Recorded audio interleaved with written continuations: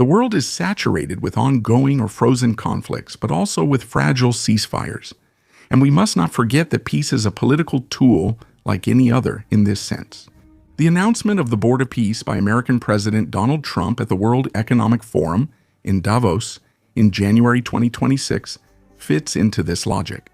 Officially, the initiative aims to oversee the reconstruction of Gaza after the long conflict between Israel and Hamas, which left the Palestinian enclave devastated. According to the United Nations in December 2025, 77% of Gaza's inhabitants are living in a situation of acute food insecurity, while the vast majority of infrastructure has been destroyed. The Board of Peace brings together around 20 countries, including Saudi Arabia, Israel, Qatar, and Turkey, under the direct chairmanship of Trump himself. The Trump Plan was formalized by United Nations Security Council Resolution 2803 in November 2025 and runs until 2027 with the possibility of renewal. The American ambition is immense: to disarm Palestinian groups, rebuild Gaza, and administer a transitional Palestinian government. However, history has shown that behind the idealism of the word peace lies the continuation of politics. In this case, it's that of American transactional diplomacy, where stabilization is less a moral ideal than a geopolitical lever. So why is this Board of Peace important? What will happen in Gaza is indicative of American geopolitics around the world, whether in Palestine, Venezuela, Greenland, or Europe. Let's sit down and listen. Welcome to Terabellum. The Board of Peace has its roots in the 20-point peace plan announced by Donald Trump in September 2025. This plan called for a permanent ceasefire between Israel and Hamas, the release of hostages captured since 2023, and international reconstruction. In Case D by a supervisory body, its official charter, published in January 2026 and ratified in Davos, defines an international body to, I quote, promote stability, restore legal governance, and secure lasting peace in conflict zones, without explicit mention of Gaza, although its United Nations mandate is limited to Gaza until 2027. On the institutional level now, the board oversees subsidiary entities, such as the National Committee for the Administration of Gaza, National Committee for the Administration of Gaza, led by former Palestinian Deputy Minister Ali Shahad, a figure accepted by the Americans and the Israelis. The National Committee for the Administration of Gaza, made up of Palestinian technocrats selected with the influence of Palestinian factions, whether Fatah or Hamas, manages public services, aid distribution, and reconstruction efforts, but its members are vetted in advance by Israel. The project was approved after months of negotiations between Washington, Jerusalem, Riyadh, and Cairo. Egypt sees this as an opportunity to secure its border with Sinai and to obtain new American financial aid. I refer you to my previous video about Egypt's role in the conflict in Gaza, Saudi Arabia. It sees this as a gateway to normalizing its relationship with Israel, along with strengthening its position in the Gulf of Aden. You have probably followed what has happened in Yemen and Somaliland in recent weeks. Structurally, the board operates under fundamental control, meaning Donald Trump himself with a permanent status. Each member state invited by Donald Trump has one vote, and the members are permanent. If they contribute more than $1 billion in the first year, decisions are made by a simple majority of those present, but are subject to the approval of the chairman, who breaks ties.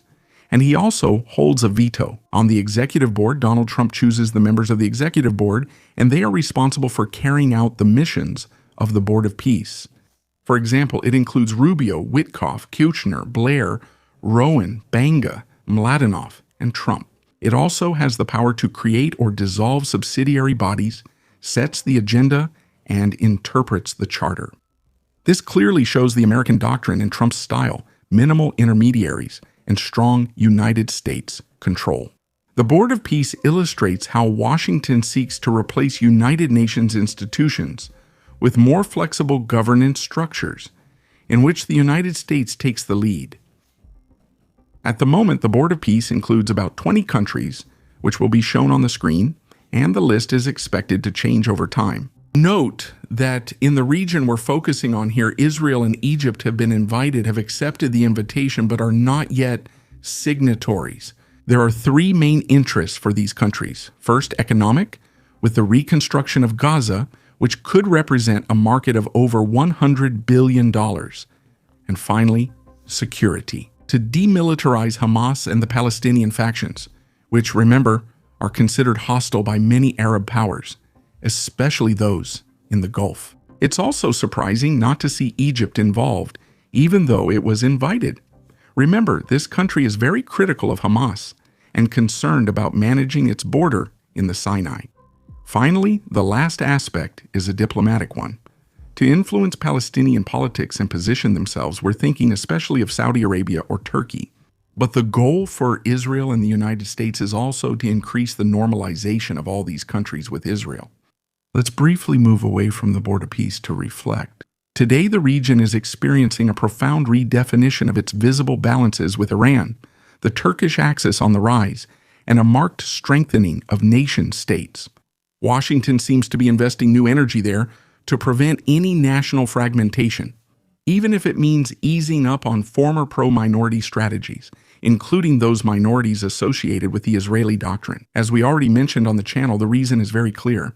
It's about countering China by closing the gaps that could serve as a springboard for it in the region. Let's remember the Iran-Saudi Arabia reconciliation that was initiated by Beijing. The best example is Syria. After 10 years of fragmentation, we are seeing a gradual return to territorial unity. In just a few weeks, government troops have retaken a large part of the northeast of the country, pushing back the Syrian Democratic Forces dominated by the Kurds. The United States still maintains 1,000 soldiers on the ground. Targon is actively studying a complete withdrawal.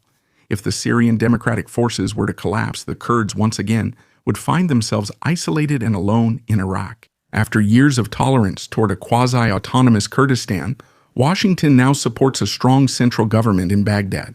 Any fragmentation could open the door to Chinese or foreign influence over pipelines and key infrastructure in Yemen. The threat of the country splitting into two entities has been contained.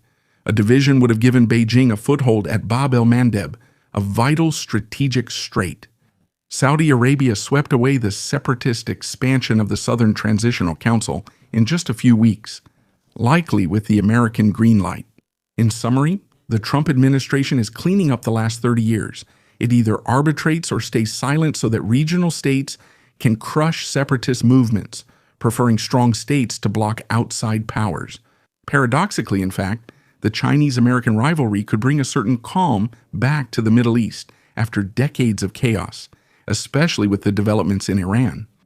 But let's get back to the border peace, which is supposed to oversee the three phases of the ceasefire negotiated in October 2025 as part of the Trump plan. In practice, the situation remains tense and deadlocked. Phase 1 is unfinished. The partial Israeli withdrawal to the Yellow Line and the suspension of airstrikes have not been finalized. Sporadic incidents persist in northern Gaza, especially around Beit Hanun and Jabalia. Phase 2 is bogged down. Launched in January 2026, it calls for the gradual disarmament of Hamas under the supervision of the board, with a theoretical deadline of 60 days. The factions still refuse to hand over their weapons, fearing a return of direct Israeli control.